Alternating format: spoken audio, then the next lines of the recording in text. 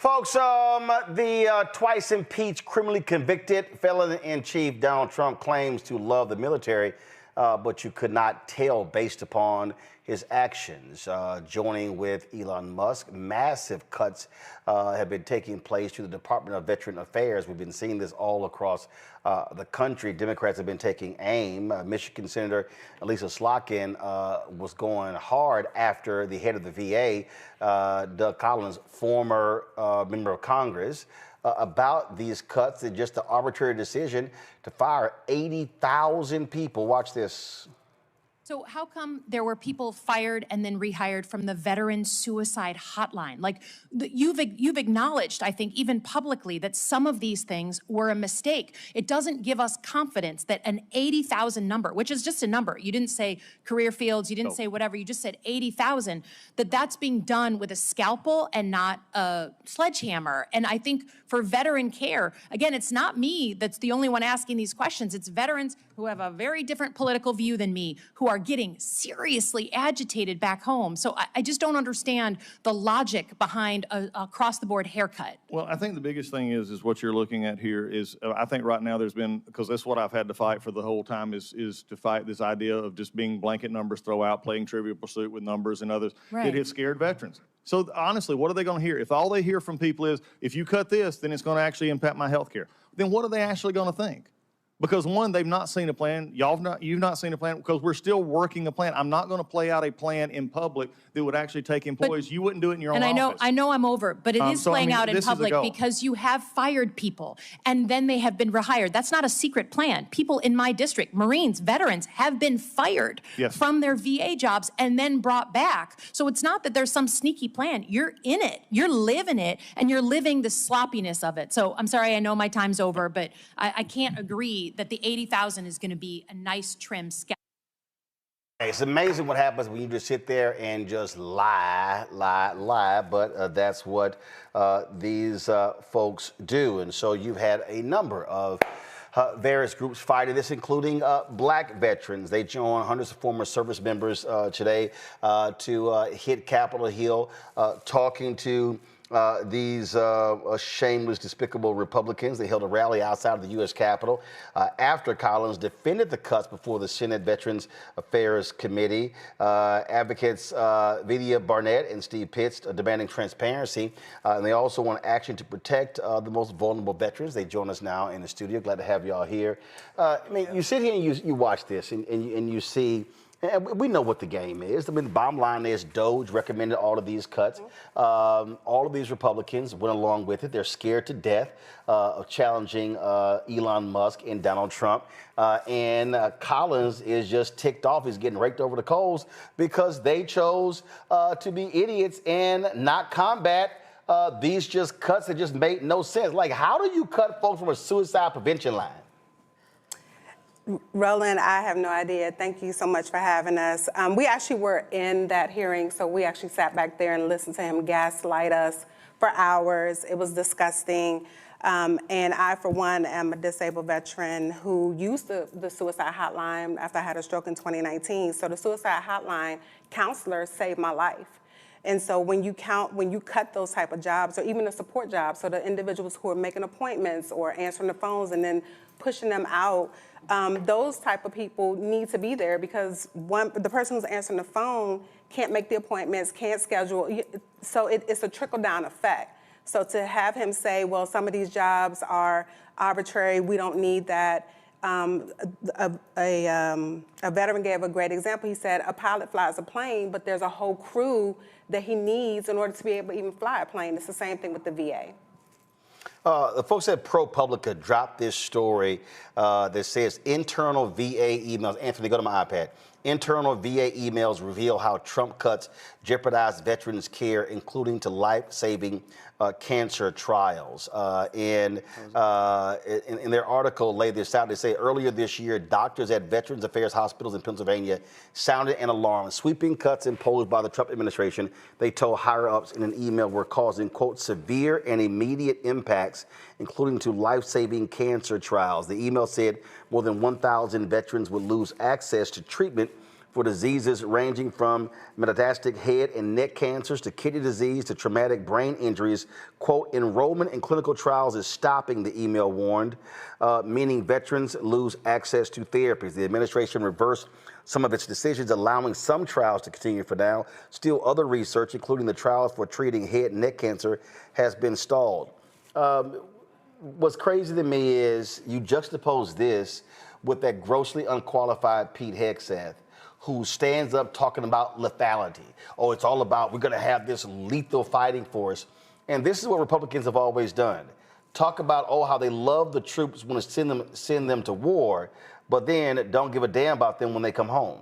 Absolutely, absolutely, Roland. You know, I'm one of them troops. You know, I'm a two-time Iraq and Afghanistan war veteran. Actually, I was forced to medically retire because I had PTSD, right? And so the mental health services at the VA saved my life, right? In real time. They saved my marriage with my wife. We did couples counseling. And then back in October, I tore my Achilles, and the VA fixed that.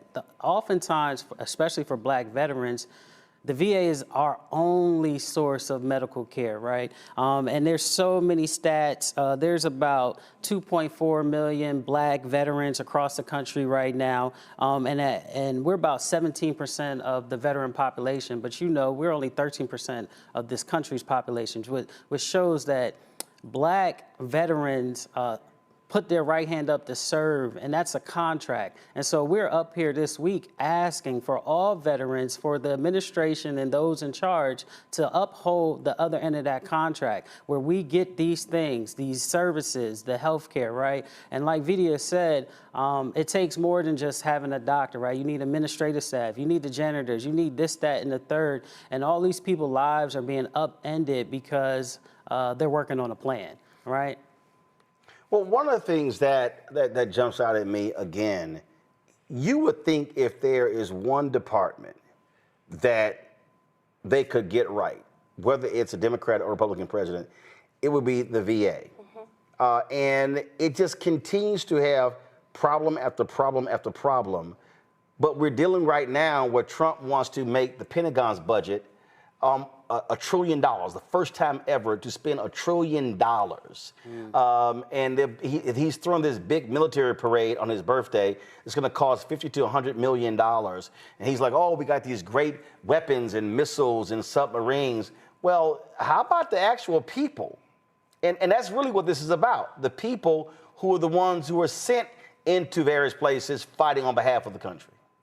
Exactly, and that's why our organization, Common Defense, which is a progressive veterans organization representing over 300,000 veterans across this country, we all are standing up and saying, that's not going to happen on our watch. The buck stops here. We're going to hold the line, and we're going to fight like hell to make sure that our brothers and sisters who have not only served this country, but have been harmed, whether it's a physical harm, whether it's an emotional harm, a mental harm, and then also their family members. So we're talking about caregivers. If you have a quadriplegic, a veteran, someone has to take care of that individual. So the VA also provides resources and caregiver support for these families.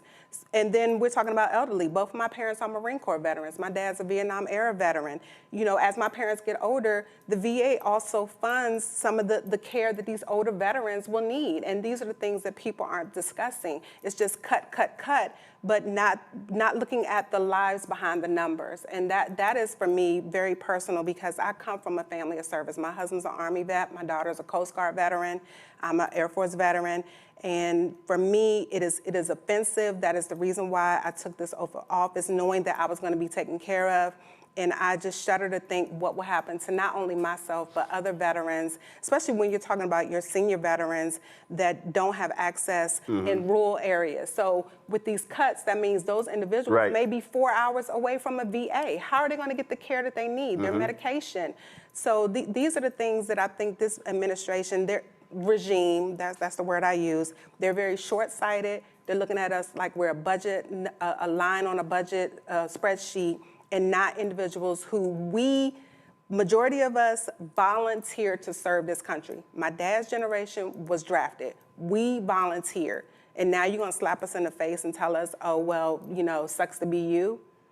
Yeah, and Go ahead. And I think, you know, I think it's a little deeper than that. these individuals, they're smart individuals. They're not making smart decisions, right? And so they use the data to project what's going to happen. And some of the data, the VA projections show that there will be a significant increase in veterans who are members of minority groups, like our founder, Jose, who had life-saving surgery by the VA, right? He's going through chemotherapy right now. He sat out there in front of the Capitol yesterday with Bernie Sanders and the whole gambit. But when we're in there and we're advocating, some of these legislators are not really showing us why they are in their office. But the numbers show that the veteran population will be about 40% minority groups by 2045. And so I really believe that with the reshaping of all the veterans and closing these veteran facilities, but in addition to the current active duty and the reservists, right?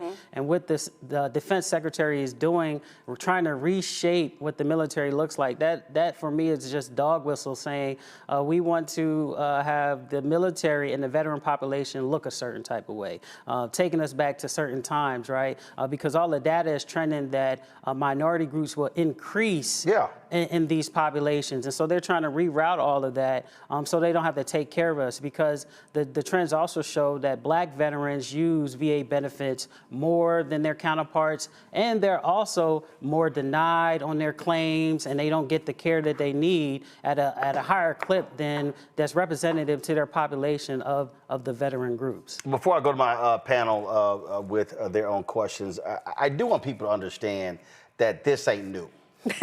and no, I really, You're right. For people who don't understand American history, Anthony, go to my iPad. Folks, there's something called the Pennsylvania Mutiny of 1783.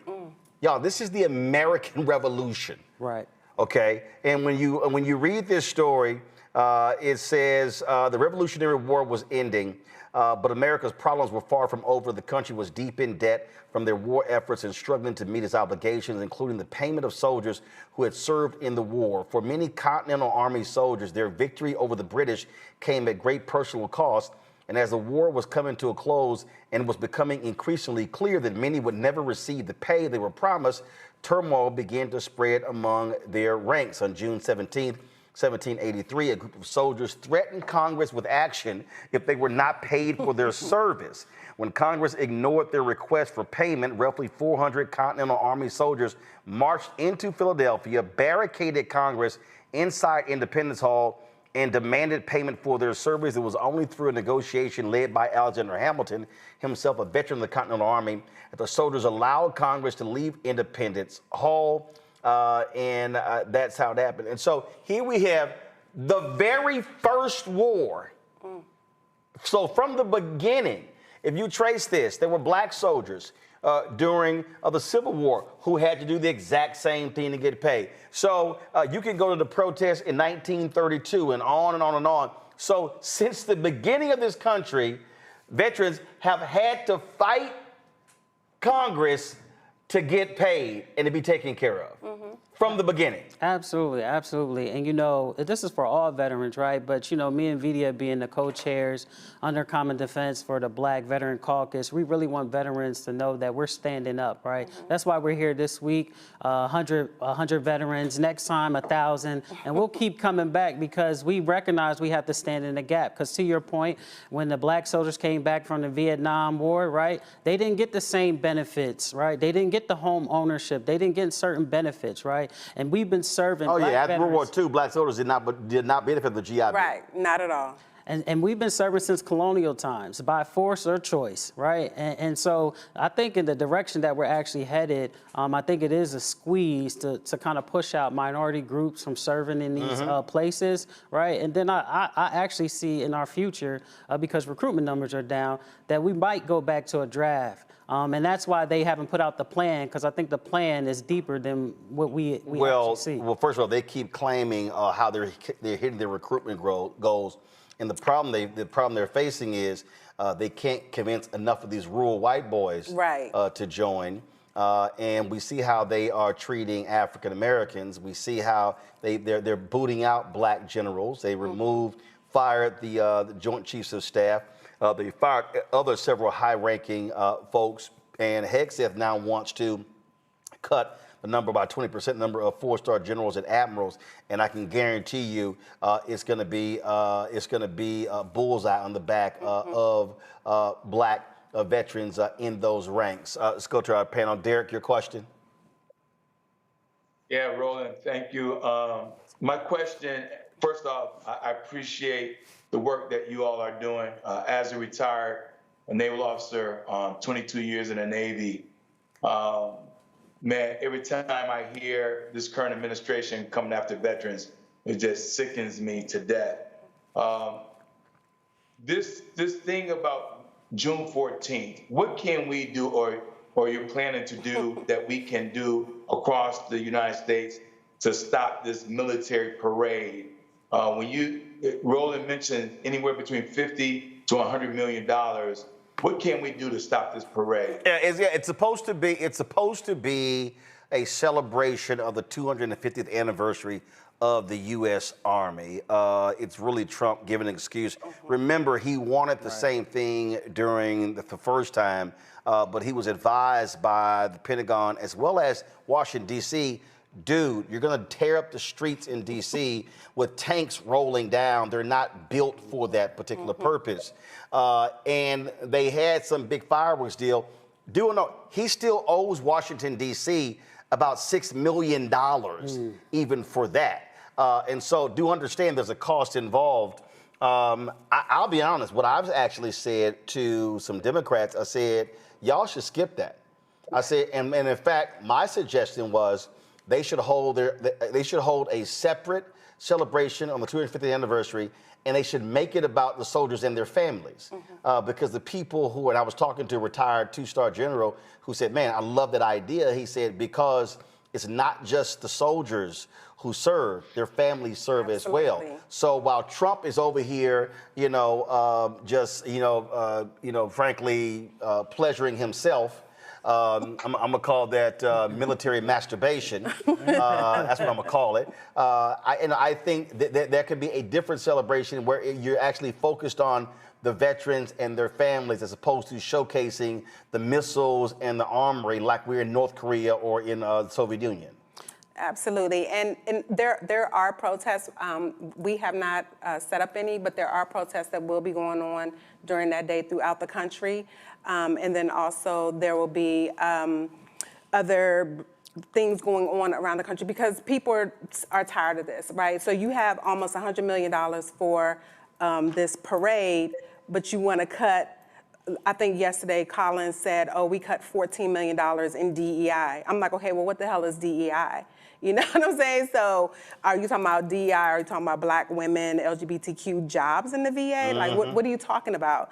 And so I think it's really important for us to fight back and say, no, we don't support this. And I think, Common Defense is working on a plan, right? But we're actually going to put it out to the people. But we encourage everybody to join. It's time to get off the couch, especially for our black veterans, because everything is up for grabs, right? Our benefits, our care, and so we can't sit on the sidelines anymore, right? So you can join Common Defense. There's a bunch of organizations out there, and even Common Defense has joined, Roland, and I think you're part of this, the State of the People Tour, right? We're a national partner for that, and so for Juneteenth, we're supposed to come together for celebrations, right? And so with our partnership with them, we handle the veteran portions of those events, and so I think there's a lot. Common Defense, there's a lot of organizations out here, but I don't think there's anything we can do to stop right now what he wants to do, right? He's going to spend the money,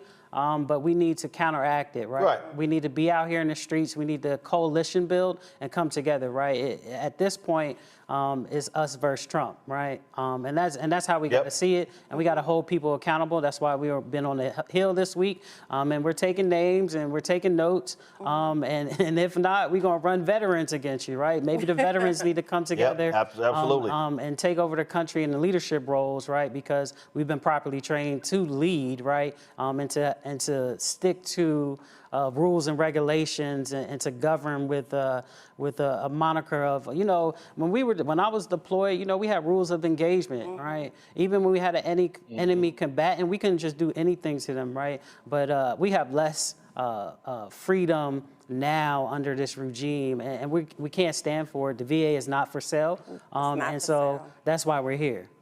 Daniel? Yeah, well, first of all, thank you for your service. Shout out to my father-in-law, David Bullock, and his service to the military and the veterans in our family.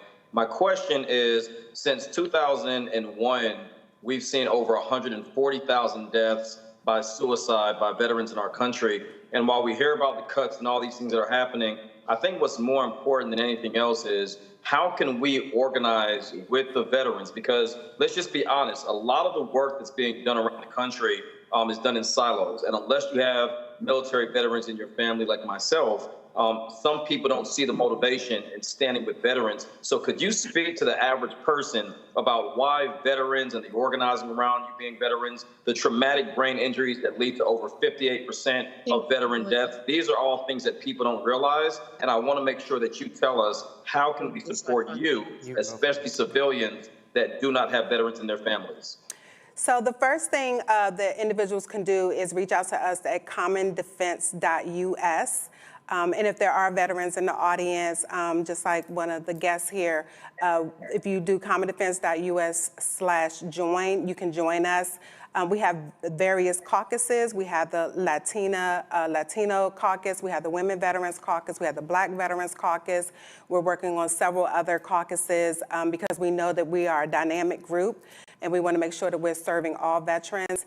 And then also educating civilians, those who haven't served, that we need allies. Just like they needed allies during the Civil Rights Movement, we need allies. We need dollars. I mean, it costs money to bring almost 70 veterans to Washington, D.C. for an entire week, feeding us, our lodging, our travel. And so, if you're so inclined to support us and donate at commondefense.us, that'll be great. We're one of less than a handful of progressive veteran organizations that are out here fighting back, saying, hell no, we're not on our watch. We're not going to allow this to happen. And we definitely need civilians, those people who are in places of power, those who are in legislative roles, school boards, things of that nature, to come alongside us and help us fight. It takes every single one of us. Yeah, and I want to add, it used to be a time in this country where hands off the military and hands off veterans. And I don't think we're currently in those times. And so we need the people to speak. We need the people to join us in this fight. Listen, you could go to your local VA hospital for what I care about, right? And go talk to veterans. And when you hear these stories, veterans don't want much, right? We just want what we were promised. Mm-hmm. We were promised things if we served with dignity and respect, and we all did that. Like I said, I'm a two-time Iraq and Afghanistan war veteran. 20 years ago, as a 22-year-old, I was on the tail end of my first deployment where we saw a lot. And we came back with physical and mental disabilities and issues that a lot of people don't understand and don't see. And that's fine. That might not be your fight. But what I can ask you to do is to join us. You know somebody that has served, and it's time for us all to coalition build and stand up for what is right. Because what's going on right now is absolutely wrong, and we can't stand for it any longer. A bunch of folks are asking also in the chat where to get these shirts. Well, first you got to join. You have to be a member of Black. First you got to join, and me and Vedia will send you a shirt personally. We'll send you the shirt. Y'all need to leave one for me here. We did. Y'all did? Where is it? We got. We got VA not for sale. We got the not for sale one, but we'll get you a Black get you a Black Veteran Caucus one. So bring me the VA. Let me hold it up. Okay. Oh, and we got you a coin. And we got you a coin, which is a high veterans, honor. So we believe in coins. Thank you. Yes, indeed. All right, let's see here. All right, said Department of Veteran Affairs, not for sale. So if folks want this shirt, where do they go? Okay, so we're going to tell the team to get this up quickly on y'all got to do it. Y'all talking about y'all got to raise money getting folks here. I'm to show y'all how to raise money. Let's go. Show us how to do it. But go to commondefense.us and you can get the shirts. We'll make sure the Black veteran shirts are up there for purchase. And you can donate and join the fight. We want to see you. We want you to join our caucus. What's the site again? commondefense.us. All right. And then if you go on Facebook, we do have a Black Veterans Caucus Facebook page. We got IG, Instagram. Yeah. All right, we're on the website. And so to give, you just give straight to Common Defense. Yes. Yes. So if y'all go, Common Defense, so you see right here, you got a donate button, and then they can do PayPal, Google Pay. So you see all the different amounts right here. And so there you go. All right. Joy. Look, I know we're at the end, but let me ask you this.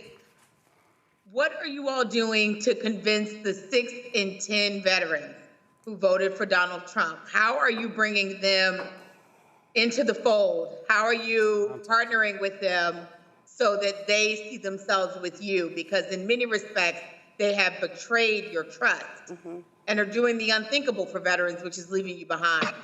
And leaving other veterans behind, regardless of race. I'm gonna tell you what you got to do. I mean, this is just being real. They got to lose stuff. And that, I mean, I've had numerous conversations with people, and they're like, "Man, but folk gonna get hurt." I'm like, "No, the only way those cultists are gonna wake up, because they think Donald Trump is the smartest, best thing in the world. They gonna have to lose their health care. They gonna, I don't want to say this. They gonna have to deal with a comrade who takes their own life because they couldn't make that phone call. Exactly. Because that's the same way with the terrorists and the farmers. These folk believe other people should get cut. They believe other people should be deported. And now they're having to deal with the reality. Unfortunately, that's the only thing that's gonna get them to wake up to realize that they voted against their own interests. Right. And it's funny that you said deported. So one of the things that we do, we partner with an organization called Black Deported Veterans. We're actually working with a family of military member Marlon Parrish. So I want to put his name out there in Arizona. He is detained by ICE this year, and Common Defense is working with him to get that information out there. A lot of people do not know that veterans are being deported from this country more so under this current regime and his previous administration than ever before. And so we're working with Black deported veterans to put the word out there. People don't know that if someone came here as a child, they served the country and they're thinking, okay, this is a path to citizenship. Right. And then next thing you know, here comes ICE running up on you and you're in an ICE detention center. People don't know that the veterans are being deported. So that's something else. So you said Black deported veterans, is that what it is? Black deported veterans. Get the information to Carol so we can have them on talk about it. Because, yeah, that's another part of this conversation that folks aren't having. And there was a whole bunch of Simple Simon Negroes who were trumpeting Trump and who were saying, oh, yeah, they can't deport us. And there's some black folks out there who are so anti-immigrant, but these are folks who actually served this nation and volunteered.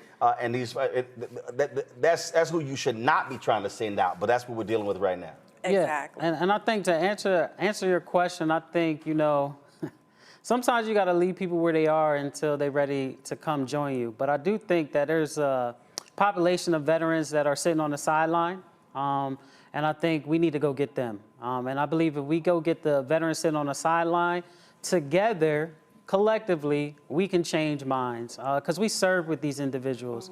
And I'll tell you, when I was in the mountains of Afghanistan, political ideologies didn't matter. I wanted to come home, right? I wanted to make it home, and Afghanistan was my worst deployment.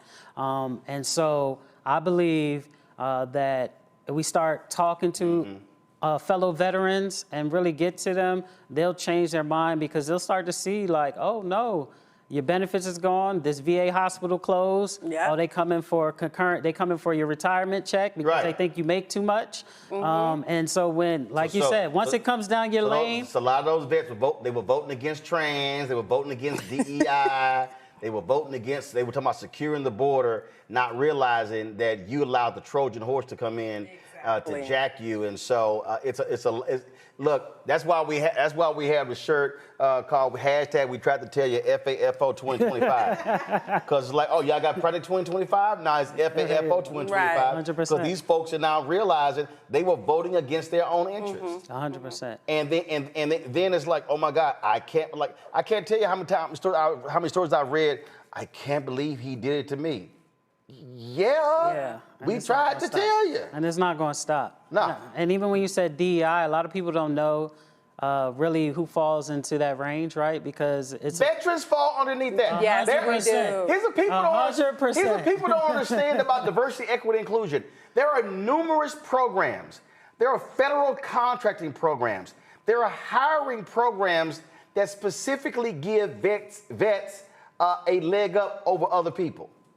Those programs are also being targeted. So all these fools yelling DEI, they really thinking black people. Right. Exactly. And there's a whole Right. bunch of white vets now going, oh my God, what happened? We see? Right. They Roland, FA and FO. I even reached out to FAFO. I reached out to an organization that does retreats and outings for women veterans who have PTSD. So I live with PTSD. And they told me, sadly, we lost the grant because it was specifically for women. There you go. So, and I keep saying to them white women, need to get y'all ass off the couch. Stop. No, seriously, because what I keep saying to these white women, black people are ones who have been carrying this ball. White women have benefited more from affirmative action than anybody else. 100%. And the only way this changes if they get the hell off their asses and stand up and not think that black people are going to be the ones who are going to be carrying this thing forward. And you're absolutely right. I'm telling you, if veterans in this country, with the number of vets in this country, if they rise up and begin to protest and put pressure, they could force these Republicans to buckle and go against Donald Trump because they also know folks are going to vote. 100%. 100%. All right, so commondefense.us. Show the webpage again. Go to the webpage. Y'all can get there. And again, y'all gonna get with y'all people. Y'all need to get this shirt up. y'all need to get this shirt up on the website for sale real soon. And then folks want to know how to get and so here's this. So y'all shirts are Black Veterans Caucus. So y'all need to have on the left side, I stand with. Oh, okay. Thank you. That way, I love it. if they not a veteran, Then they need can, 100%. And we get them dollars. We get them coins. There y'all go. So y'all better send me the first one when y'all print that shirt. We definitely will. All right, we appreciate it. And then get us information on the Black deported veterans. Yeah, absolutely. Okay. All right, we appreciate it. Keep the pressure on. We will. Thank you, And Roland. you know we will. Every day.